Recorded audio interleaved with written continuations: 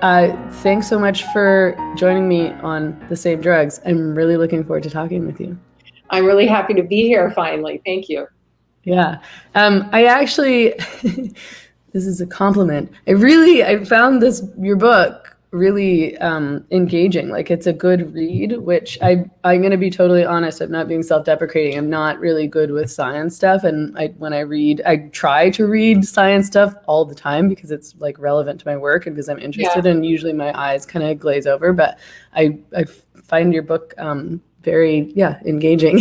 I really enjoyed reading it, to be honest. Accessible? Did you? Because there is a lot of science in there, and I tried to write it so that people who aren't scientists and don't really love science would understand it. And I was thinking that in some of the parts that are a little more science heavy, you could still get the main point even by just kind of going a little bit more quickly through some of those paragraphs. Is that what you did, or did you actually? Totally. I mean, most of it I actually could get through fine without being like feeling like I was going cross-eyed. The chapter, I'm trying to remember. I mean, the examples are really good. That's what I find is really helpful. I mean, when you get into like, I lay it on pretty thick at the start about sexual differentiation. There's a lot of details in there. Yeah, I'm just looking at it right now. I should show everybody what I'm talking about. But I mean, the details are about how you grow a penis and stuff, and how you really interesting. Ovaries. I mean, to me, how can that be boring? Yeah, I mean, I think it's like when you get into details about like, I think that, I mean, really like the gene transcription stuff, when I'm talking about and the receptor variations, that all gets kind of technical. Yeah, I mean, anyway, either way, like it's science, so it's going to be like a bit hard for people who aren't sciencey, but I found it really interesting. Oh, it's so great. Thank you. Yeah, and I've recommended it to people for sure. So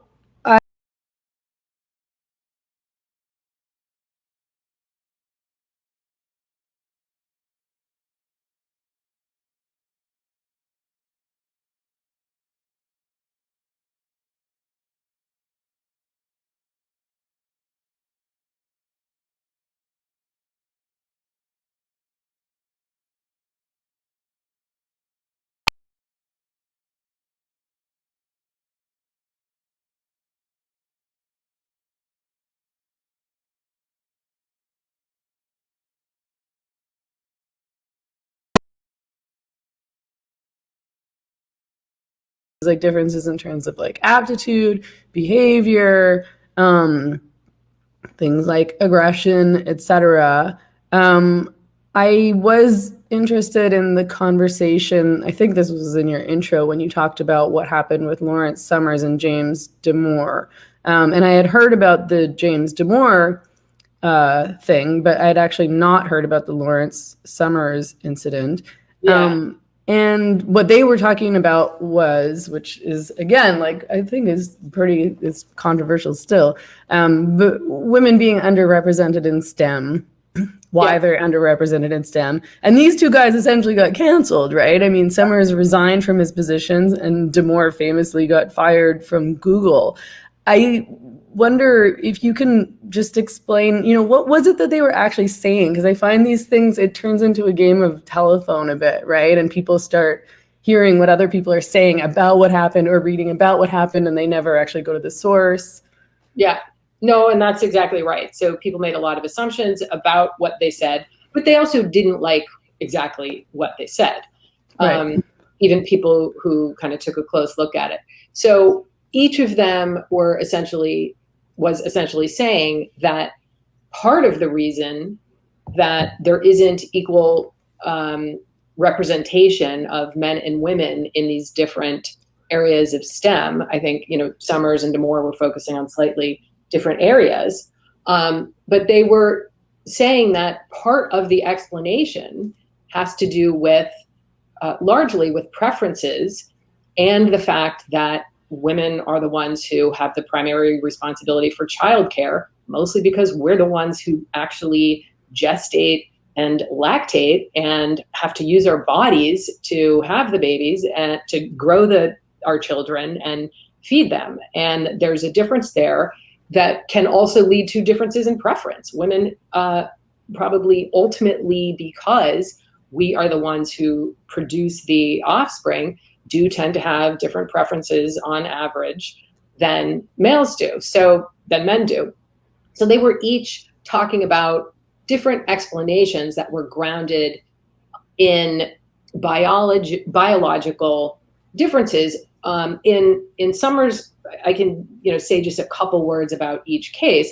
So what Summers was noting was he offered 3 different hypotheses that could help to explain the underrepresentation of women. And he was speaking at a conference designed to help promote the representation or increase the representation of women in STEM and to reduce any barriers that exist. And of course, there are certain barriers. There is discrimination. There are hurdles along the way for women to make progress in STEM that men, may not face. And those things need to be explored. But there are other reasons too. It's a complex social, political, economic situation, obviously. And usually for any sex difference, even differences in representation in different kinds of careers, there's an interaction between genes and environment. And in this case, what Summers was talking about is a very interesting finding that applies to most sex differences. And this is that, first of all, so for my dissertation, I studied something called mental rotation, sex differences in mental rotation. This is the largest sex difference in cognition, the way that we think and understand the world, is this one test, basically, or this one aptitude. And there's a famous series of tests that measure this aptitude. And that's your ability to kind of imagine objects in space and how you would manipulate those objects. Men consistently and everywhere around the world score higher on these tests than women. And some people think that this aptitude underlies sex differences in STEM-related fields or is related to it. But the point is that you could have sex differences in the mean, right? So that men get a higher score on average than women. And that is, in fact, what you see here. But in many, many traits, you could see, well, no, the mean is the same. On average, men and women score the same. But you have bell curves, right? And what we see across the board with all these different traits is that the bell curve is flatter for men, and that includes IQ. And that means you'll have more men out at the low end and more men out at the very high end, particularly when it comes to scores on tests that predict aptitude for like engineering and theoretical physics. So you may not see a difference in the mean, although sometimes there is a mean difference on these tests, but you definitely see differences at the low end and at the very high end. So if you're talking about physics professors at the most elite institutions, and you're going to want to choose from people who have aptitudes and demonstrated ability at the very, very high end. And what Summers was saying is there are more males on that end than females. Not that the mean is different, not that women are inherently worse at, say, physics reasoning. He's just saying it's just a function of this difference in spread, where you have more males who lack aptitude compared to women at the very low end, and more males who are much more, have higher aptitude at the very high end. But as usual, you have tons of overlap. There's plenty of women who excel at physics and some women who can get hired at these elite institutions, but there's many fewer than men out at the high end. That's what Summers was saying. And Damore was just saying, hey, testosterone and evolution can shape people's interests. And it just so happens that women aren't as interested in sitting at a computer and coding all day long relative to men. Women like to interact with other human beings more than men do in professional settings. They wanted to have more caregiving kinds of professions, more professions that involve nurturing or teaching. Women are overrepresented in those professions, and that is something to do with choice. That was his point, and people were not having that. So sorry, that was a long answer to your. No, that's okay. I appreciate the explanation, because really a lot of people, I don't think, actually know what this all started with, right? And so, but what was with this huge negative reaction to Summers to start? Why? What? I don't like. I can't see what even people would be angry about in terms of what he was saying. It wasn't all discrimination and the patriarchy. like, and destroyed. And no, that's what people said. And people they were angry at that. And they didn't like that the president of Harvard University implied that there might be a difference in interest or potentially aptitude at the high end.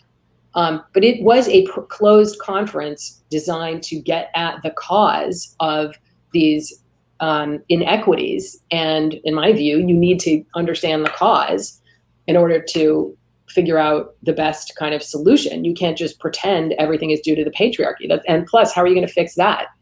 That's no simple task, obviously.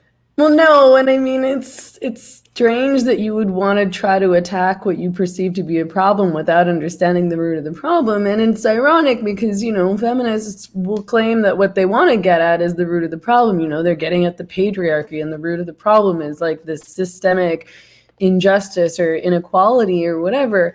And yet any attempt to kind of delve into why this situation came to be, why we're seeing these kinds of patterns. For example, there's this big resistance. And I get it to a certain extent because, you don't want to say that sexism is natural, essentially. Like, you don't want to say this is nature, this is our environment, this is how we are, we're animals. I mean, that's all true, we are animals. Yeah.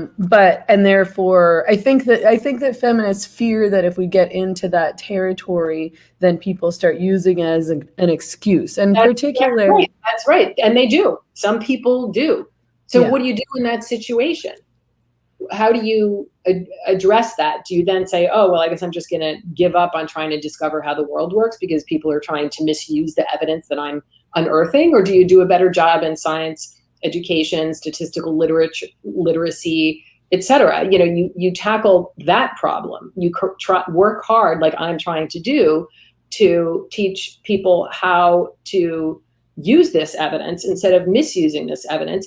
But the other thing is this worry that good scientific evidence is going to be used to kind of keep women down. People are doing that anyway. They don't need good scientific evidence to do it. I don't think it's the science itself that is causing the problems that we're trying to solve in terms of feminist agendas, right? It's not science's fault. It's just human nature and the way it's playing out, and the fact that men do have more power than women, but there are complicated reasons for that. Right. Yeah, and I think I mean, you're right. I mean, there's always been people in science who will use science to defend, like sexist or racist practices or whatever.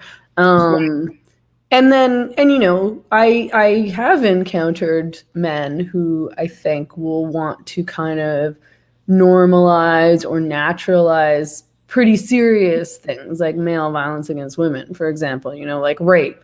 When we're talking about women being underrepresented in STEM, I don't see that as like such a really important issue as compared to sexual assault.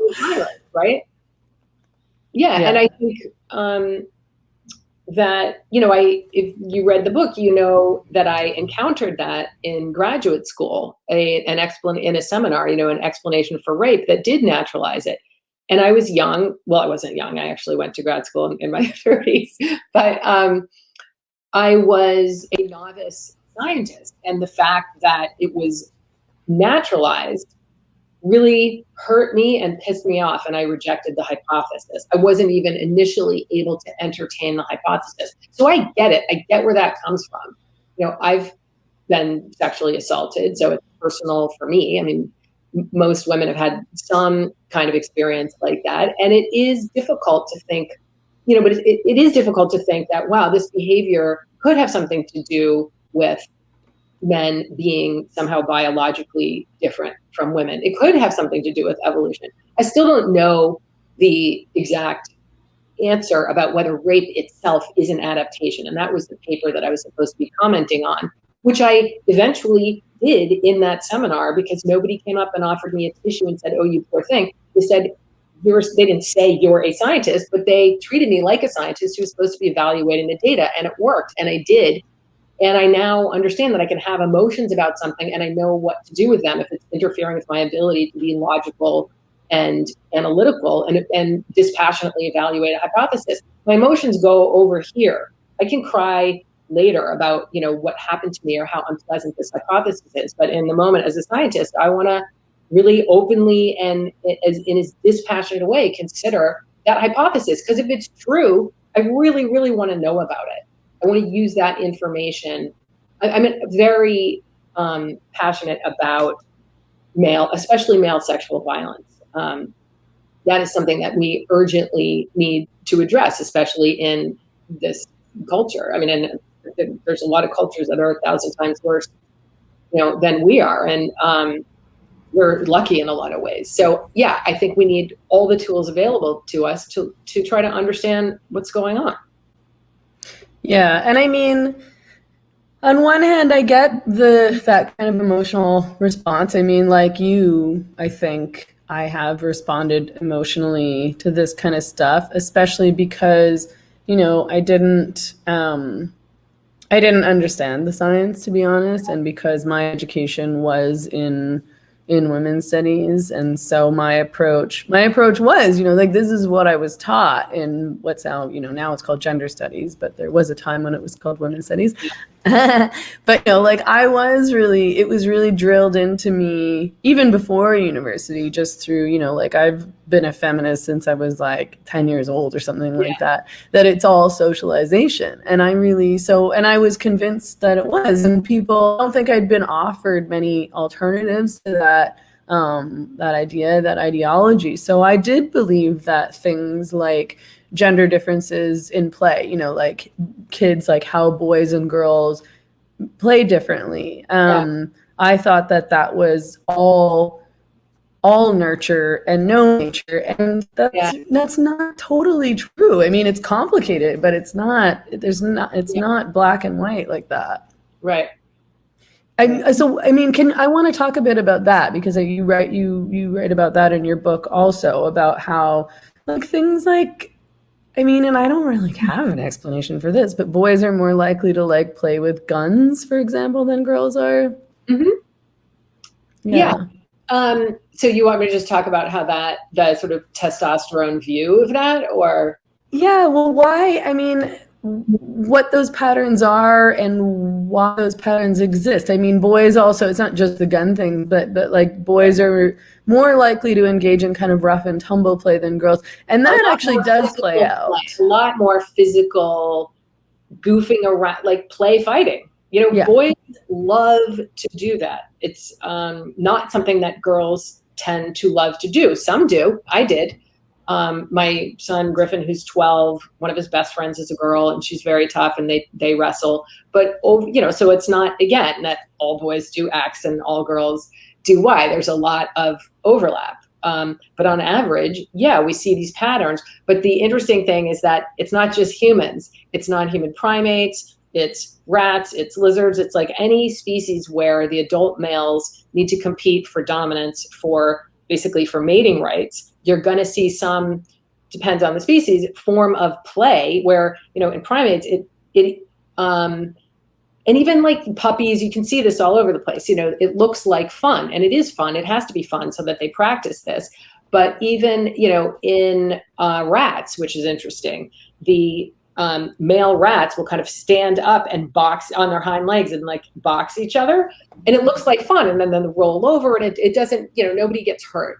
And that's part of it. And female rats don't really do that as much. And you can manipulate testosterone in the womb and change those patterns of rough and tumble play. And of course, you can also change sort of associated adult behaviors. And we have similar evidence in humans that differences in testosterone exposure do impact these patterns of rough and tumble play. So boys have, much higher rates of rough and tumble play than girls, and they like to play in larger groups with members of their own sex, typically. And girls who have a condition called congenital adrenal hyperplasia are exposed to higher than normal levels of androgens, testosterone, in the womb during gestation. And they show much more masculinized patterns of play. So they're more likely to have rough and tumble play, even to prefer toys that boys tend to prefer. And even as adults, they're more likely to want to enter male typical professions, more likely to be lesbians, more likely, even though it's at very low rates, to have a male gender identity as adults. So we know that those interests are shaped to some degree by testosterone exposure in the womb. It's not just socialization. And there's just not a lot of, like, we know that people do treat even babies differently depending on what sex they think they are, and that they are rougher with babies who are, they think are male, and that's clear. But there isn't a lot of evidence that that differential treatment is what explains these differences in behavior.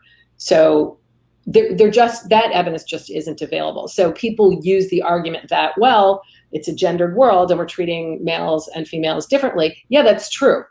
But it's not necessarily true that that produces or even heavily influences these basic patterns. It does seem like kids just grow up to be who they're going to be.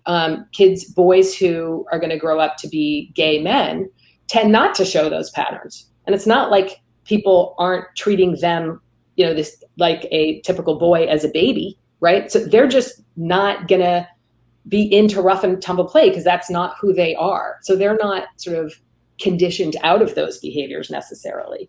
How does that work? Sorry to interrupt. Like, how does it work in terms of like, gay men, like when they're boys, sort of not really engaging in necessarily the same patterns that like heterosexual boys? Yeah, again, I should just say this is all on average. So if I forget to say on average, just in your mind, tack it on the end. So sorry, ask the question again. Sorry. Yeah, I mean, how does that work in terms of gay men showing sort of maybe different patterns, like maybe not fitting into those patterns of masculinity in the same way as boys who turn out to be heterosexual men? I don't know if I'm phrasing this in an appropriate way, but it's super, super interesting because one of the things I talk about in the book is that gay men are totally typical men in terms of the sort of sexual nature.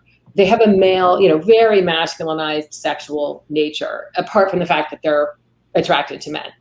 The target of their sexual attraction is different, but their libido, their desire for sexual variety, willingness to have uncommitted sex is much higher in all men.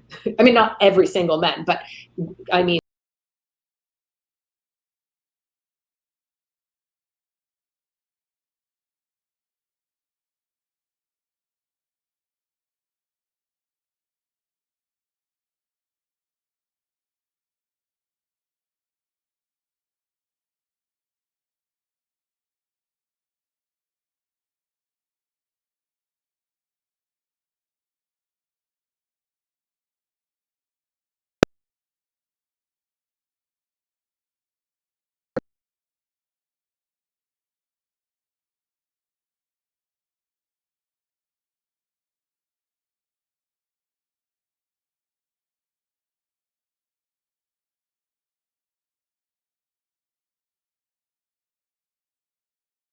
a kind of gentler nature to some degree in childhood. And we don't have an explanation for that. People think there may be differences in the timing of testosterone exposure, but there's no good evidence for that. The testosterone levels, as far as we know, are no different in gay men than they are in hetero men. And we don't have any good evidence that there's a testosterone difference in utero. There does appear to be some effect in lesbians where they may have been exposed to higher than average typical levels of testosterone. But we don't know what's going on in gay men, and it's interesting.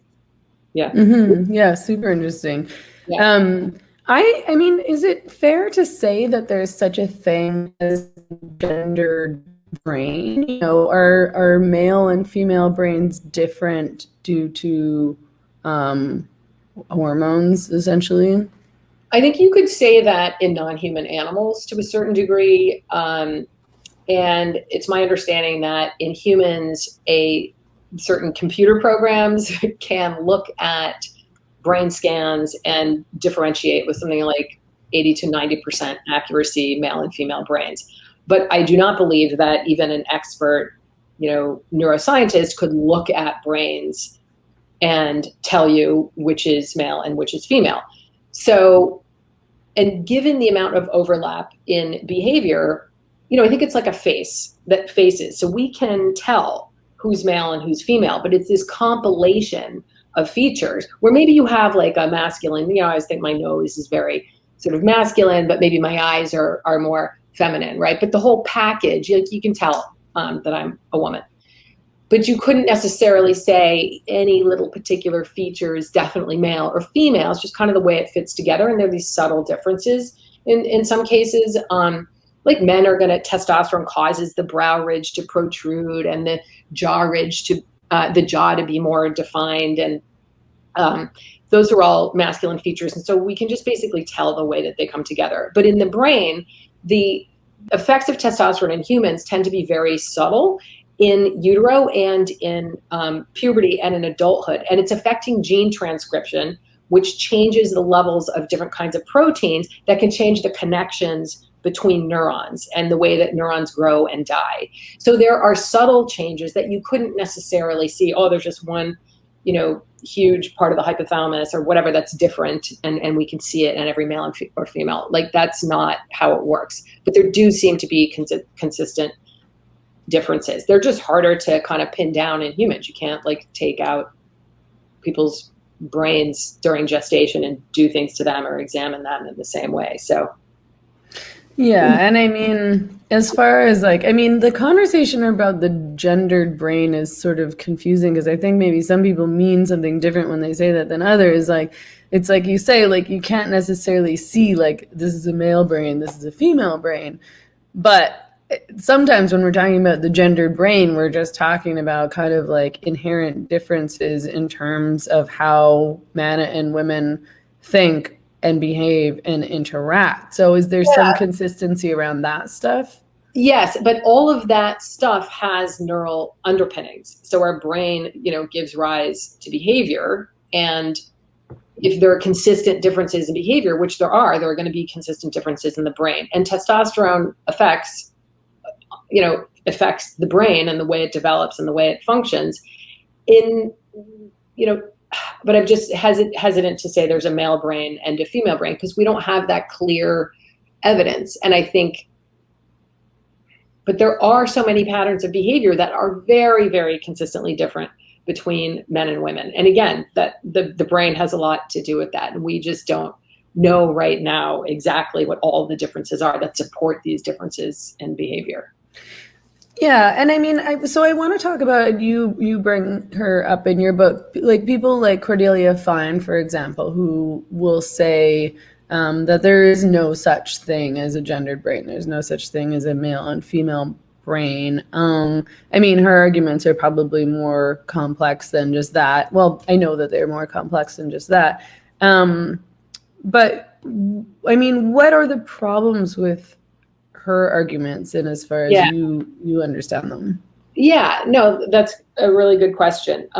So I think my impression of her approach is to take a much more simplistic view of sex differences that some popular books or popular media in the past has put forward, which are kind of ridiculous, and really sort of not what experts in the field who are responsible scientists and evolutionary biologists and psychologists, really not the way that they would tend to talk about or understand sex differences. So I think her, and I don't want to speak for her, but I think her approach is to say, look, these testosterone isn't as important as people think it is. Look, this study, this one study over here claims that it's so important, but look at all the problems with this one study. Look at the problems with this general approach. There's problems here, there's problems there, and look how important culture is, and look at patriarchy. And, so she acknowledges that there are important biological differences that can affect behavior. So she'll sort of grant some minimal influence, I think, of hormones and genetics and evolutionary pressures. But her view is that it's way overblown, and that when we overemphasize biological explanations. We set the stage for people to misuse that information in ways that are harmful. So I think that overall is her argument, but she definitely, I should say, I think that she believes that she needs to push back against this what she sees as an overemphasis on biology.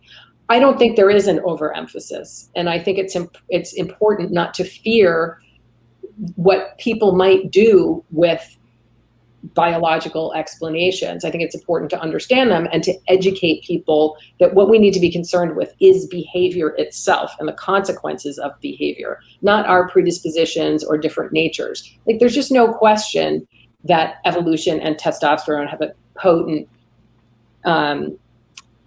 influence on our behavior. So I don't want to ever deny that that's the case. And she denies that it's a potent influence and a pervasive influence, and one that we must understand. I think she'd prefer to really focus on culture because there is so much that can be done culturally. But my focus is on what is the interaction of biology and culture, and how does culture reflect biology, and even vice versa.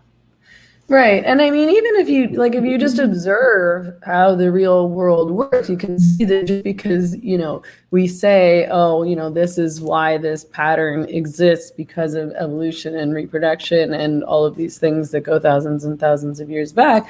Like, it's not literally how everything plays out in culture. Like, it's like, yes, like men are going to be inherently attracted to like fertile women, but that doesn't it's older people still have sex, and like women who are infertile still find partners, and unattractive people hook up with each other all the time. It's just, people are still having sex who are like 70. So it just doesn't play out. So there's I don't know.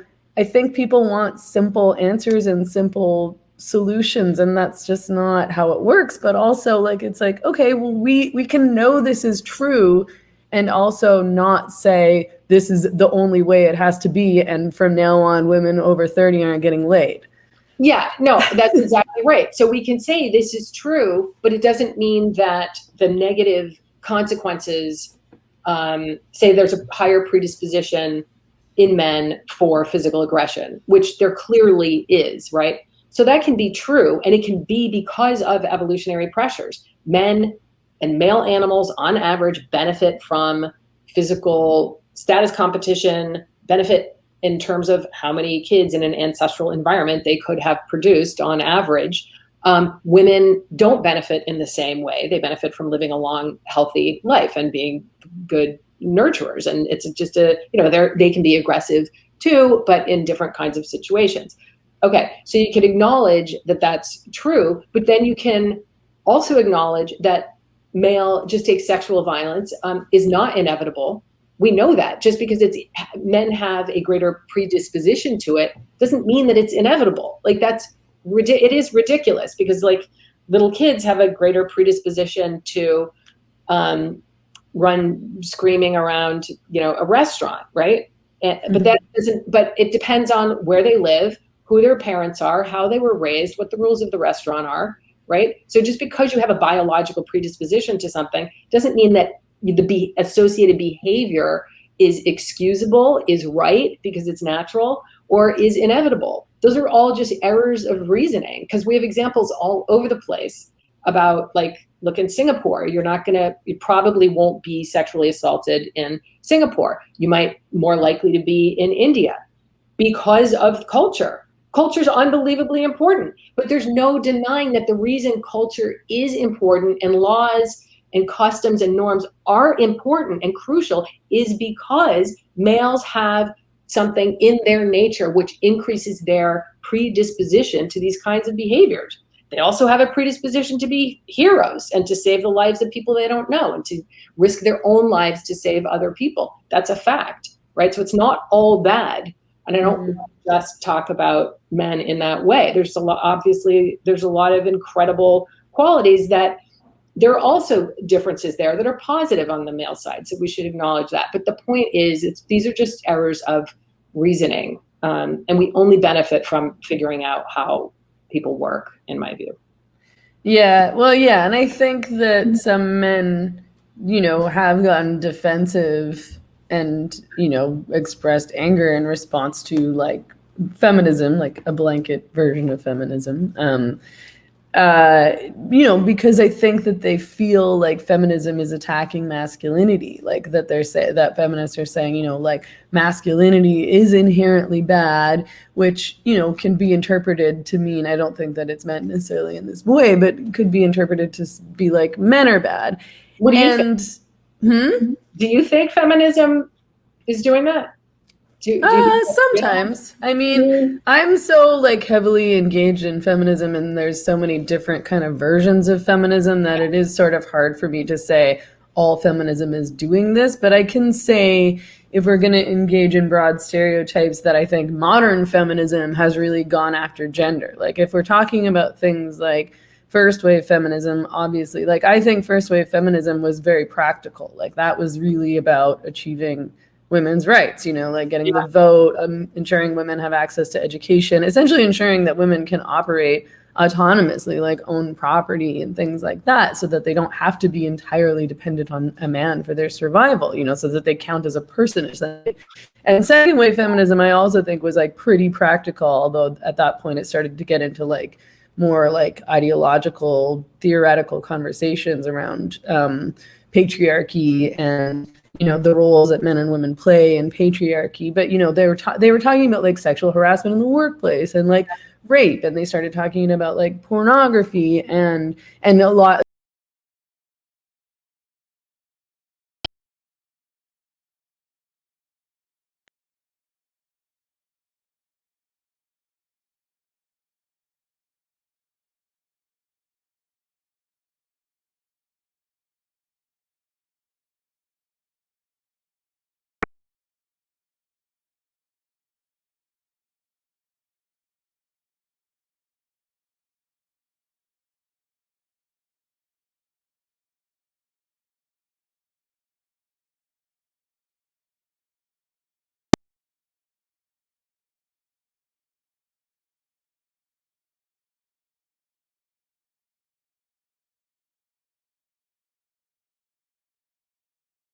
as a biological category or? So when I talk about gender, I'm talking about gender roles. When I'm talking about sex, I'm talking about like biological differences. So when these feminists are talking about abolishing gender, they're talking about abolishing the idea of masculinity and femininity and those kind of stereotypes that are, and just saying like, everybody be whatever you want. Or okay. Yeah. Yeah. So yeah, I mean, this is why I sort of find that conversation a bit purposeless, because I think people find it really confusing, because when you talk about abolishing gender, people are thinking, oh, you just want everyone to be like gender neutral or asexual or something like that. And I think more what they mean is it's sort of liberating people to just be themselves in terms of what they want to do with their lives and like how they want to dress and how they want to behave. So we're not saying, oh, you're a man, you have to act like this. You're a woman, you have to act like this. Right. No, that's how I feel. And I feel like we can get real about sex, and that there are two sexes. There are males and females. There are sperm and eggs. And that doesn't constrain, it should not constrain people's notions of how they want to express themselves. So I don't, this is sort of just consistent with my view about science and the truth and not being afraid of the truth. There's nothing scary in that. There's nothing scary about the fact that we come in male and female. And I think it is just super confusing. I understand why people kind of want to abolish those categories, because they're desperate to be accepted for who they are. And they think that this is a good way to do it. I think we should focus on science education and acknowledging reality, and fight for people's rights to be who they want to be, and fight for human rights and in general. And it's just so confusing now.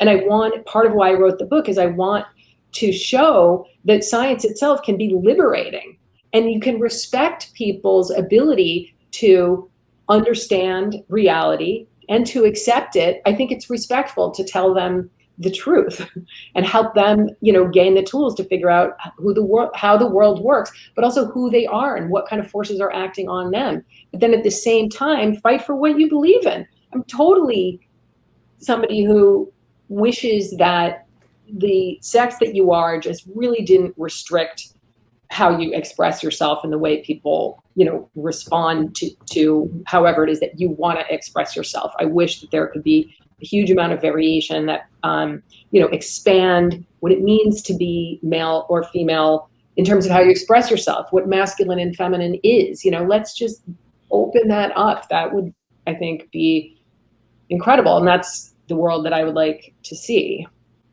For sure. And I mean, I guess, I don't know, I didn't totally answer your question earlier, but I do think that feminism has been very critical of masculinity, and very hard on masculinity in maybe an over the top way. I mean, because of course you should be critical of hyperaggression that is violence essentially.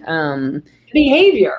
Right? Yeah, but at the same time, like you say, all aspects of masculinity aren't bad, and some of those aspects are just again, it might be socialization, some of it is just regular personality differences, but there's lots of great things about masculinity. I think that feminists are critical of this, the man as the protector role, but I don't actually think that's such a bad thing. I like that men are kind of protectors. I do kind of want a man to feel protective of me in a situation where I might be under physical threat, for example. Right. No, and there's a psychology behind that. But also, I think I get the temptation to use the term toxic masculinity. I can see it, it's understandable, but I'm not sure what good it does for men and helping men feel good about being men. Not feel there's just, again, I have a 12-year-old boy. He's awesome. And I'm probably more masculine than he is in a lot of ways. And I think that's great. And I want him to be comfortable with who he is. I do not want him to grow up. I always get teary-eyed about this because it's sort of happening. He's gotten signals already that there's something wrong with being a boy and a man. There's so much positivity around being a little girl, and that's great. But it's also be tough, be bad, be bold, be strong. And why can't it be, be whoever you want to be? And that's great. You don't have to be more masculine. And boys don't, boys, I think, should also be celebrated. They need to also be taught that they're not exactly like the girls. And he's about to, go through puberty. And I want him to know that he's different as a boy than the girls. He's going to have different feelings, on average. And I expect he probably will have a very different mindset in puberty than most of the girls. I'd like him to know about that and not make him feel bad about it. You can feel great about it. What you focus on is your behavior. You don't feel bad about who you are. You focus on being a good person. And you can be a good, that challenges that you might face as a young man. Yeah, and I want to talk about that. I mean, what is it that happens? I want to get more into the conversation around testosterone and how testosterone impacts people, men in particular. But what is it that happens in puberty that makes a boy into a man, and where those? Because I think pre-puberty, girls and boys are actually sort of fairly similar in terms of, for example, athletic ability and things like that. But once they hit puberty, things start to get really, really different in terms of your body and how your body changes and what that body becomes as an adult body. So what's happening there for boys in terms of their hormones, in terms of testosterone? Yeah, it's too bad that this has become so contentious and kind of weaponized, because it's just so obvious that men are bigger and stronger than women. And there's, I detail exactly how that works and why it happens and how testosterone contributes to these differences. But it's can we just please stop arguing about that? It's a fact. Men do not shrink and back to the size of a typical woman if they if they block their testosterone and start taking estrogen. That just doesn't happen. And I can tell you, what all the evidence is, but at this point, it's so many experts in the field are already out there, not because they are transphobic. That just has nothing to do with it. And that's the last thing that I feel in my heart. And it's just not about that. It's about, like, sorry, I'm going off on a tangent here, but it is sort of annoying that you're not even allowed to talk about the effects of puberty on the male body. It's real. It happens. It doesn't go away. And that doesn't mean that, like, Laurel Hubbard is a bad person, the weightlifter, New Zealand weightlifter, who is allowed, according to IOC rules, to compete in the Olympics in the female category, even though she has transitioned hormonally from male to female within the last 5 years after having gone through a male puberty. Like when he was like 30, right? I mean, that's... Yeah. I'm not going to say, I don't know Laurel Hubbard, so I'm not going to say like he's a bad person or not a bad person, but I sort of am like, okay, come on. Like on some level, you have to know that's not fair. But she is not breaking the rules. Like, my feeling is the IOC is, if you think that this is unfair, you should be pissed off at the IOC. Like, she's able to do this totally legally. Like, why wouldn't she? I mean, there are, you might have your arguments, but I feel like if you think that this is an unfair advantage, I'm saying it's clear that there is on average, a massive athletic advantage. There's just no question. And again, I could explain exactly what testosterone does to the body, but everyone can already, it's true that what you see with your own eyes is actually what's going on. Testosterone increases the length of bones, it increases bone strength, it increases hemoglobin, which does go down when you stop testosterone. That's the one thing that does go down to typical female levels when you block testosterone. Testosterone massively increases muscle mass. Men have significantly more muscle mass, hugely stronger upper body. They have, women, what testosterone does is it helps male animals reproduce and compete for mating opportunities, right? And to do that, it causes the energy that you take in, if you're a male, to be converted into muscle, preferentially over fat. And to have a larger body size. So you have significantly more muscle. Testosterone is literally converting the energy into muscle.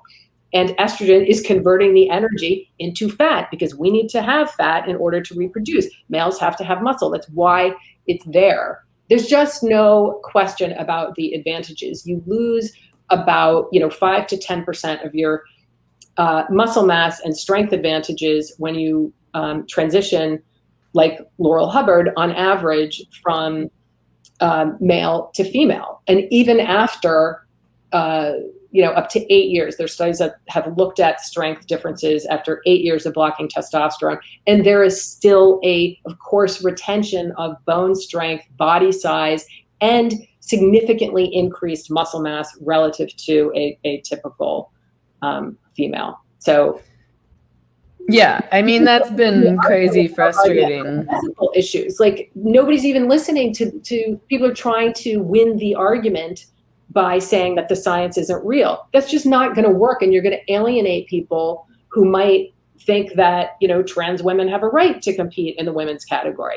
But let's acknowledge the science. It's real. And then if you want to have an argument about the human rights, go ahead and do that. But it's just confusing everybody about what male and female is, and the fact that men are bigger and stronger, and that testosterone is responsible. That's enough. Yeah, and people it's hard to know if people are just like super confused or being dishonest, but it's like when we talk about this issue of males competing against females in sports, for example, because they identify as transgender, like it does often turn into this debate about testosterone levels. And that's so stupid and oversimplistic, because it's not just like, okay, you went through puberty as a male and you were a male until whatever you were 30, and then you decided you wanted to transition and started taking hormones. But like, yeah, you can't reverse your body. So it doesn't I don't know exactly what the rules are in terms of competition. I guess we could talk about the Olympics, for example, because there's obviously different rules for testosterone levels. Yeah, like it's like you're supposed to lower your testosterone to a certain level, and then it's fine.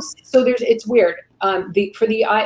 The IOC says that trans women have to lower it to 10 nanomoles per liter, which is way above the normal typical female range. That is way outside. It's super high. So I don't really understand that particular regulation. So the rules for people with differences or disorders of sexual differentiation are 5 nanomoles per liter. So like for Caster Semenya, say, for various sports. And she, but so that's a whole different situation. And again, the media is picking up on the commentary of a very small number of activists who have gotten into this area about testosterone through activism and are supposedly experts on testosterone and sports. But this is not their background. This is not their training. I mean, they have learned, but what you want to do is consult the actual sports endocrinologists who will tell you what I am telling you. They don't have any skin. I mean, many of these people don't have any skin in the game other than the skin that I have, which is I'm pro-science, I'm pro-truth, and I really think that these discussions around these highly politicized issues are causing people to turn away from science, to distrust scientists and the scientific method, because they know what they're seeing with their own 2 eyes, and they're right. They're correct. Male and female are real. Testosterone has real effects that do separate the sexes in important ways. We can acknowledge that, but then we can also be compassionate human beings who talk about people's rights. Those 2 things are not incompatible, and I'm trying to show that. It's a total bummer. But it's the media, journalism, and the media is are completely complicit here. They're misleading everyone about the whole, especially the athlete situation.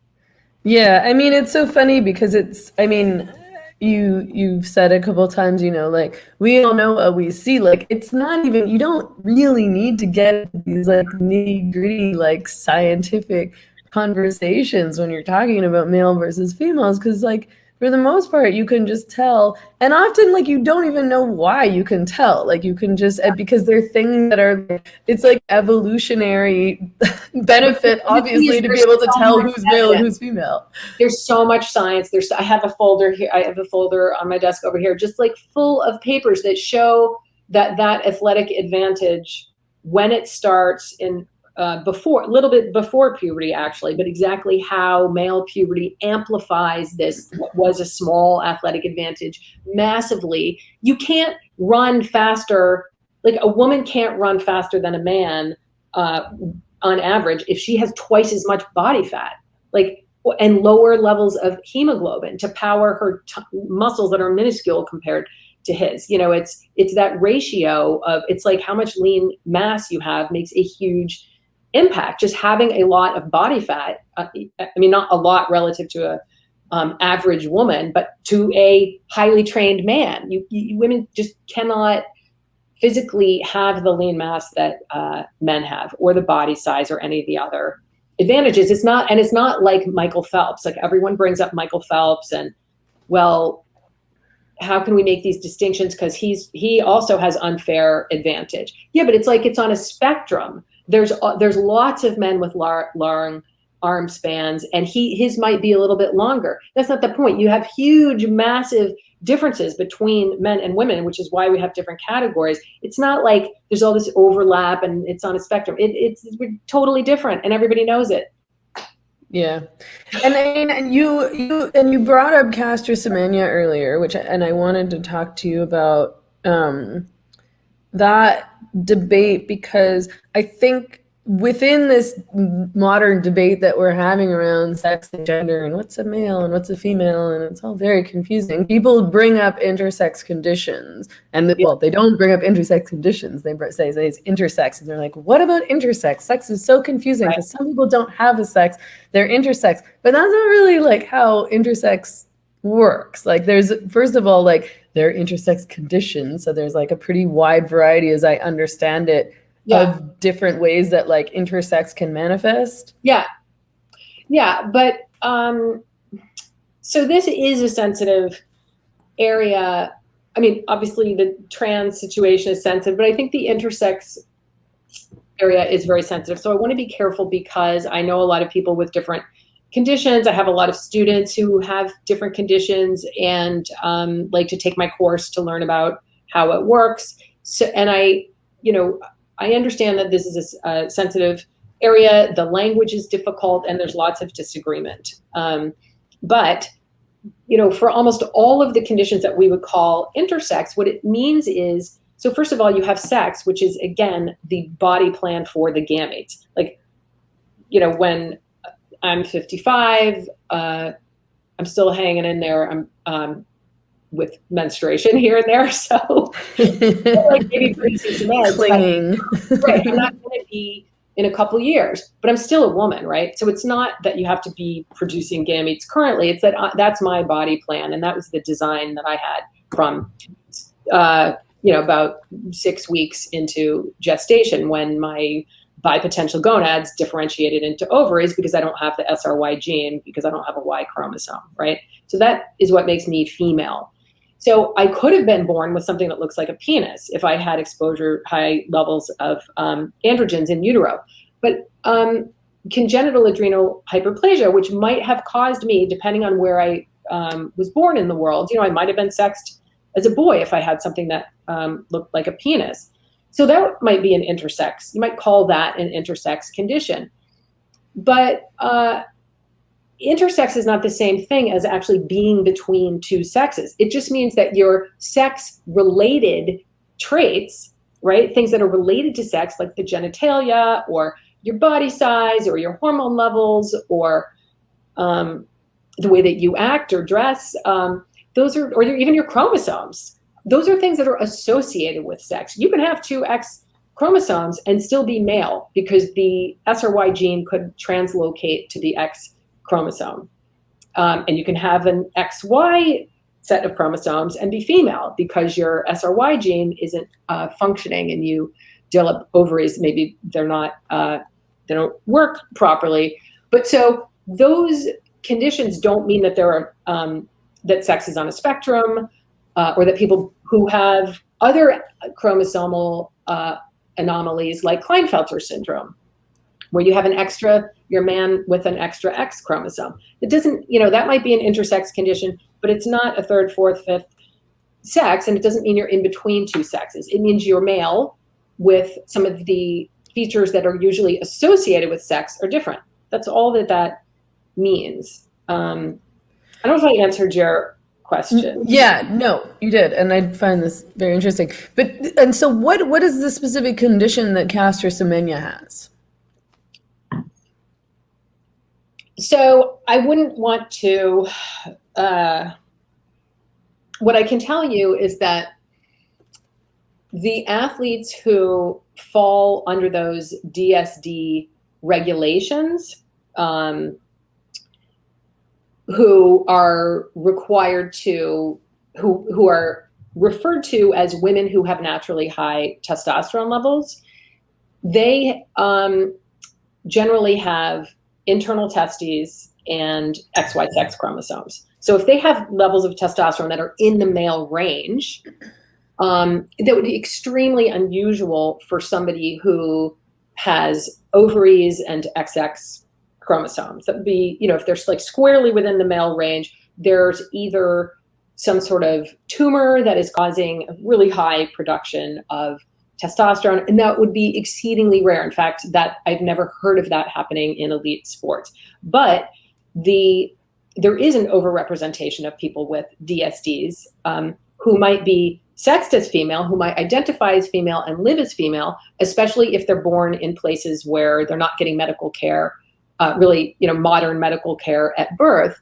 So there are conditions where you can have internal testes that end up not descending. This is called 5-alpha reductase deficiency syndrome. And these athletes are overrepresented compared to the general population in elite sports. So in these individuals, they are unable to produce a derivative of testosterone that is necessary to masculinize the external genitalia, meaning they don't grow a penis. They end up with what looks like female external genitalia. Because if you don't have testosterone, if you don't have DHT, this derivative of testosterone, you will be born with what looks like a vagina and without anything that looks like a penis. But you still have testosterone that acts in your brain and masculinizes your brain. And you would, if your sex is a female and you're an athlete, you're going to be a really fast runner for a female. If you're into sports, say, if you're into running. But then when some of these athletes are, have their testosterone levels checked when they really make it far into athletic competition, it's discovered that they have male levels of testosterone. And many times the reason is because they have testes that have not descended, because testicular descent requires this hormone DHT. And in some people who identify as female, who again have XY sex chromosomes and internal testes, the testes don't descend, and they're identifying as female and living as female and want to compete in the female category, which again, I think is understandable. But what is misleading is that they're referred to as women with naturally high levels of testosterone. So it's definitely much more complicated than that. And that is, I can't say exactly who that applies to, but we do know that that's one of the more common DSDs. Also, polycystic ovarian syndrome results in increased testosterone, but does not enter into the typical male range. So those women are also overrepresented. These are people born female, and as adults, they have higher than average levels of female. And I think that's probably totally fine. They're not required to reduce their testosterone because it's not, it's on the very high end of the typical range. It can be slightly out of the female typical range, but it doesn't go near the typical male range, as do the testosterone levels in people like Caster Semenya. And so Caster Semenya, do we know what condition is Caster Semenya female? Is that, I actually don't, I've read about this a bit, but I actually still don't totally understand the situation. Has testes, internal testes, and XY sex chromosomes. Okay. So I don't want to be labeling her, but in order for her to fall under these specific DSD regulations that were basically created for cases like hers, she has to, and there are public documents, legal documents where you can find this information. And I reference those in my book and I have a note about, I address this in the book. I'm not super comfortable addressing it head on because I know this is, extremely sensitive for her and other athletes like her, but it is, this is why these regulations exist, to reduce testosterone in the case of internal testes and XY sex chromosomes. So I will say that people who have 5 ARD are male, and many of them transition, if they're raised as females, many of them do transition to a male gender identity or start living as a male in puberty, and say they've always felt masculine. They always felt like a male. Some of them don't transition, but they tend to be, quite masculinized. They will develop male levels of muscle mass and height, because testosterone does all that stuff. You don't necessarily have to have a high level of this other hormone to be masculinized in puberty. So many of them, more than half of them will transition to live as a male.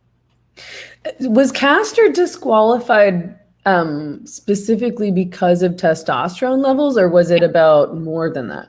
No, it was testosterone. And she did not want to reduce it because she said, this is my natural testosterone and I'm a woman and I should have the right to compete as my body is naturally. And then she has these activists supporting her who really, that's how I think why they got into, I'm not positive, but I think that's why they wanted to get into testosterone. A couple of them wrote a book on testosterone, which is really designed to argue that it is not important. It doesn't really have a big effect on athletic ability. Testosterone levels between the sexes really aren't, there's really lots of overlap, and this is just all not supported by evidence, but it's being proffered and supported and embraced by, people who want to advocate for the rights of people like Caster Semenya. And the media is like more than happy to run stories by these activists instead of running the stories that would tell us, well, here are the facts about Caster Semenya, instead of constantly referring to her as just a woman with naturally high testosterone. So everyone's saying, well, it's just like Michael Phelps, and you're discriminating against women who are just a little different and they have DSTs. And it's just, that's just not true. Yeah. It's really frustrating in a variety of ways. And you're right. I mean, journalism and the media has done such a poor job of covering this issue fairly and from a scientific point of view. And of course, that's because of activist pressure. I mean, I don't know that it's necessarily that all these media outlets are like buying into the narrative that things are that simple, but I think that they get in so much trouble when they start to have honest scientific conversations. Well, yeah, because their staff, young, woke staff, basically would revolt. Yeah. So, I mean, that's a good example is the way that like the staff at like Spotify have tried to cancel Joe Rogan over talking to like Abigail Schreier. Like if he talks to people who sort of challenge these like popular narratives around sex and gender and transgender and all of those things, then I mean, look, they can't cancel Joe Rogan, but like conversation, So I wanted to talk about, I wanted to get back to testosterone specifically in men.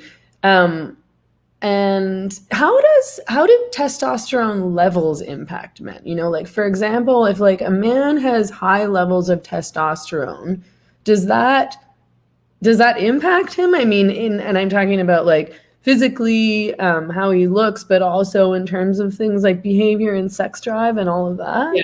So the big point is the most important thing about explaining the relationship between testosterone and behavior is that male levels of testosterone will impact behavior in predictable ways in terms of, you know, largely like emotional expression, sexual variety, libido, and tendency to be physically aggressive, right?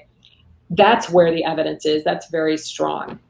And we know that the especially sexual nature changes dramatically when testosterone levels change in like a gender transition. Okay, but I'll just say this one last part and then we can go back. There is much less evidence in humans and in non-human animals that differences among men in testosterone within the healthy range make a big difference in behavior. So there's experiments that show that where you can block a guy's testosterone and give him varying levels of testosterone replacement, aggression and sex drive tend not to change until you get into the super duper high levels. You might get some aggressive changes, but that's out of the normal healthy range. So you can testosterone can be quite low, and it will maintain normal, typical male behavior. So you can't tell how someone is going to behave if you knew their testosterone level. You couldn't predict anything really about them. That being said, if you block testosterone, after a few months, you will see changes in libido, et cetera, right? So that's where you'll see the changes when you go from a male level to sort of a typical female level or way outside of the typical male level. There is some evidence that the testosterone level during adolescence and differences in the normal male range do have some permanent impact on like facial structure.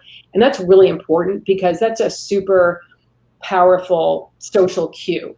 So if you see a guy with a face that looks like high testosterone, like very masculine face, you could be scared and sort of avoid him, or you might be like sexually attracted to him, or another man might want to threaten him or might feel threatened by him. You know, even there's these great, if once you start looking, you really notice that the brow ridge, the jaw, how wide the eyes are. There's some guys who are like nice guys and don't have that masculine face, right? That like super masculinized face. And there's some guys who look really kind of tough and masculine, and you just like want to maybe cross the street.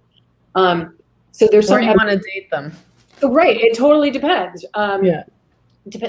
So it's not, so do seem to be some permanent effects that are based on individual differences in level, but in terms of, adult behavior, it's just doesn't see the natural variation seems to not be super important. There are changes in testosterone level that happen in a social context, which do seem to be important. But in terms of like baseline individual differences, not so much. But what happens when you're in a competitive situation, when you're in a threat situation, the way that you respond to that does seem to be related to testosterone changes in the moment. And that's a really interesting area. Women do not experience that. Okay, so like in terms of the social context that you're talking about, is that about higher testosterone levels in a man, or is it just specific to what you just said a minute ago around just testosterone levels in that moment? Like, for example, if a man has higher testosterone levels, is he maybe going to be more dominant or aggressive?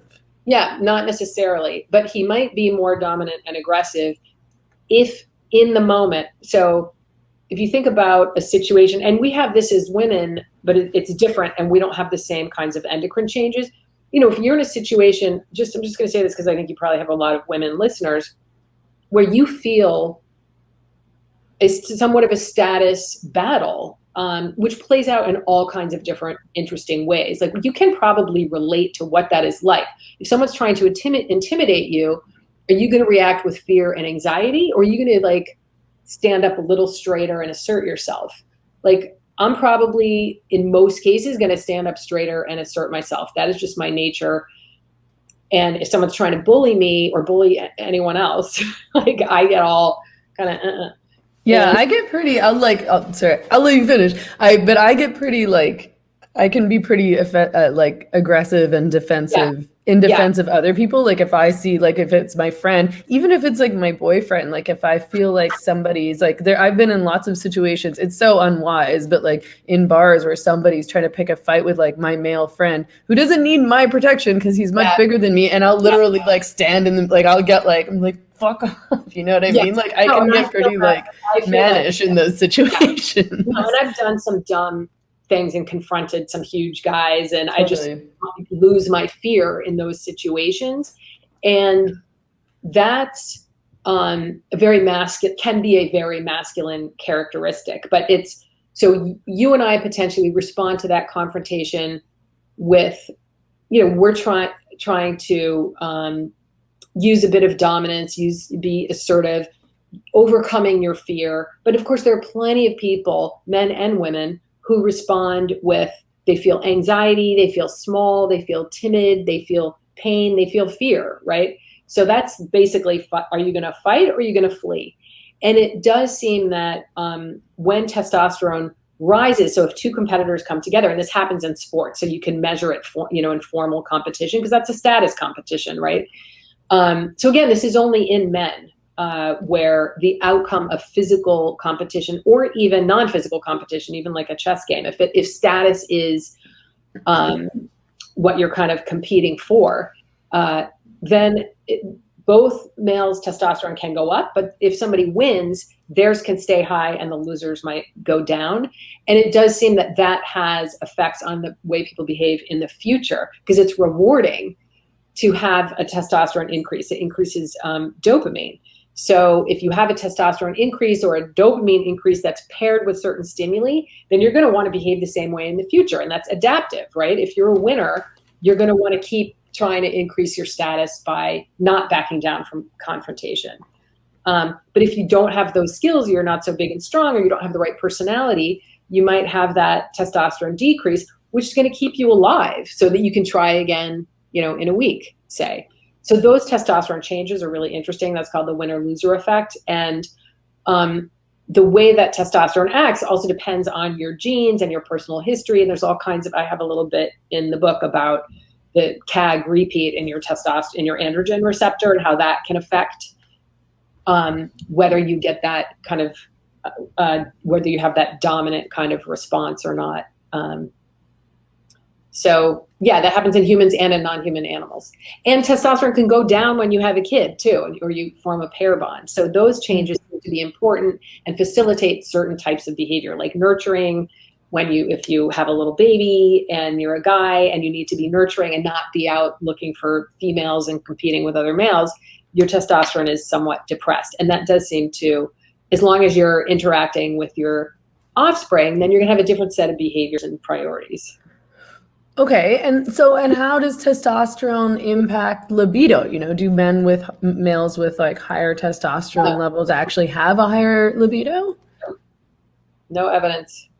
However, if it's, again, super low and you jack it up, that will normalize your libido. But if you're a normal guy, if you're like a typical man with typical male levels and you take more, it won't increase your libido. Like, that is a myth.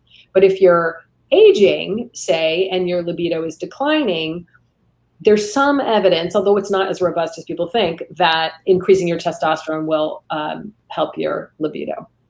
But within sort of normal, healthy, youngish guys, really not a strong relationship. And what about for women? I mean, because women do have, you are the expert here, not I, but women do have some testosterone. I mean, like, how do women's hormone levels impact their libido and their sex drive? Yeah, unfortunately, as is the case so often in health and medicine, there's a lot more research on men and how all of this works. And because male levels of testosterone are associated with male levels of libido and sexual variety, people assume that testosterone will have the same effects in women. But that's not so clear cut. Estrogen definitely has an effect on the female sex drive, and it's not, there seems to be no relationship between testosterone level and libido within women, healthy women, unless, again, you go outside of the female range enough to start getting masculine characteristics like facial hair or acne. Then you will start experiencing an increase in libido. But you have to go pretty far out of the normal female range. So even being at the top of the female range, there's no evidence that I know of that those women have a higher libido. Mm. Don't have any. There's some women who have zero testosterone action, who have normal libidos and sex lives. So we still haven't figured that one out. Yeah. How to resolve things like low libido and things like that, both in men and women. Like, I was reading your book and I was like, oh, I wonder, I sort of, obviously you can come up with all sorts of stereotypes, like maybe like men who have like low sex drives or whatever, like I've had girlfriends who have male partners who just don't seem to have a very high sex drive, and it's been frustrating from them. The reverse happens all the time too. Did they go to the doctor? Because if it is, of course not, they're men. Yeah, it can definitely be the case if they're healthy, if they don't have any other health issues like diabetes or obesity or smoking or whatever, then it is a good idea to go get that checked out, because sometimes it's called hypogonadism, and that can be a problem with the actual testicles, or it can be a problem in the signals the brain is sending to the testicles to make androgens. There can be psychological problems, there can be depression, they could be on antidepressants. There's a lot of different things, but that's totally worth getting checked out.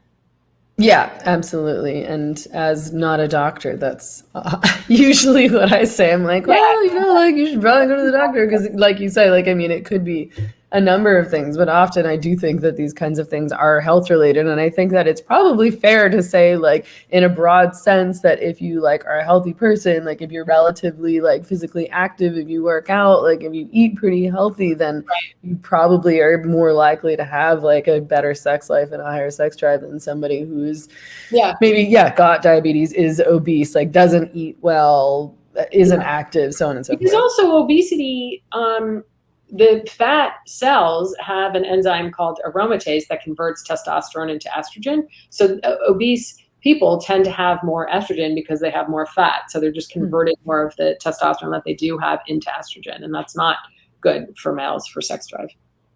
That's very interesting. I didn't Yeah. know that. I'm gonna let you go soon. I've kept you here for a while. I mean, there's like so many interesting things that we could talk about that ties into everything that you wrote about in the book. I'm curious to know what the reaction to your book has been. You know, like, have people received it pretty well, or have you received any kind of like backlash, or people who are angry about anything that you proposed or said or argued? Or Nobody's been angry. I mean, it's been overwhelmingly positive. Just very careful to be accurate and as sensitive as possible in the book.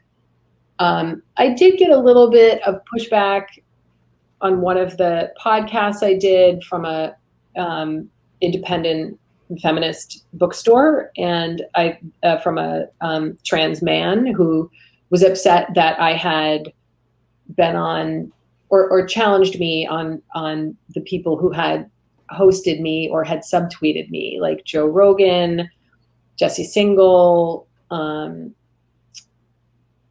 Andrew Sullivan. He was not happy. that's funny because all those men are very liberal men. They're not particularly like rabid in an anti-trans way. Well, even if they were, they're not. And I described to him in each of those cases that those people are not transphobic. They have nothing against trans people. And that even if they did, me, appearing on a podcast, I just can't stand this idea that you're not allowed to even affiliate with people who might have one view that somebody else doesn't agree with. It's a human being with a plethora of opinions, and I'm going to engage with anybody, I think, about what they think. And I want to have a conversation. And plus, I'm getting my good word out there to their audience. So I don't understand that at all. So the blowback has been, I think, not everyone in my department agrees with the way I approach these issues. Not everyone in my department was happy about some of the podcasts I've been on, which is too bad because these are the same people who have been really proactive about supporting women in STEM. And here I am, a woman in the department who just wrote a nonfiction book that I'm really proud of, but I'm not, I guess, supposed to be proud of it because I don't have the right opinions. And it's not everybody. I have a lot of support, but it's mostly from, I have to say, the older men in my department. Not older, but that's where most of the support is coming from. So yeah, that's a little sad. But my students are wonderful. My students don't always agree with me at first, but we have wonderful conversations in my class, and they're really open-minded, and they're just really great people who, have their opinions when they come in, and they want reality to be one way, and it isn't always, but we learn from each other, and that's wonderful. And I just feel like that's how it should be in science, having conversations and looking at evidence. Absolutely. And I mean, that's part of the problem in terms of why these conversations are often oversimplified, and why people have these knee-jerk reactions, and why media coverage is so bad on these issues. And it's because, like, I mean, to me, like, it's like we do need like an hour and a half to really sort of understand the issue. And I'm sure I'm only understanding it on a certain level, even within that whole conversation, but it doesn't often work to, it doesn't work in a tweet. You know what I mean? Like, things are complicated. It's true. Right. Like, there's some very basic things about males and females. Of course, there's some easy stuff, but like a lot of the nitty gritty is a bit more complex. Right. Yeah. Anyway, it was really awesome to talk to you. I'm glad that we were able to connect finally. Again, I really enjoyed your book. I've recommended it to lots of people. And I hope that we have the opportunity to connect again in the future. I hope so. I would love that. Okay. Awesome. Take care. Have a great night. Take care. All right. Bye-bye. Okay. Bye.